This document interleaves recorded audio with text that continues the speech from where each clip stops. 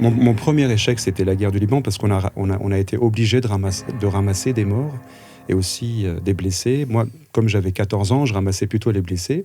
Mais quand même, on a traversé des moments très difficiles jusqu'à mon âge de 17 ans. Puis après, il a fallu partir, quitter le Liban pour éviter l'armée. Et je suis venu en France à 17 ans et demi exactement. Wow. Donc ça a été vraiment le tout premier échec. Ça, c'est une notion d'échec que peu de gens en France et en Europe peuvent comprendre. Alors, je la remercie toute ma vie, cet échec-là, vraiment, de tout cœur, parce qu'elle m'a appris à devenir, à être aujourd'hui qui je suis, et à piocher, à regarder les erreurs humaines, générales, pas que dans ma propre petite vie. Mais en fait, ça m'a vraiment permis de voir large, qu'est-ce que c'est l'échec et qu'est-ce que c'est aussi, bien sûr, l'amitié, l'amour, etc. Mais à travers cet échec-là, il a fallu faire un travail sur moi-même et comprendre pourquoi c'est moi qui la vivais.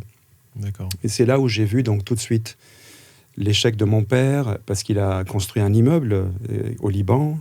Ça a été bombardé 17 fois, donc il a eu 17 échecs par rapport à cet immeuble.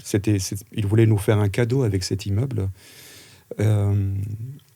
Après, dans la musique, les échecs que j'ai vécus dans la musique, ils ont été vraiment très bénéfiques. Avec le recul, bien sûr. Au moment où tu les vis, c'est toujours pas agréable. Avec l'expérience, peut-être aussi, toi, tu as un rapport à l'échec où ce que tu as vécu de pire, c'est la vie et la mort. Enfin, Exactement. C'est des questions de vie et de mort. Tout à fait. Et donc après, tout ce qui peut peut-être relever d'un parcours artistique, même si, évidemment, ça peut être quand même difficile à vivre. Il peut y avoir quand même des choses difficiles.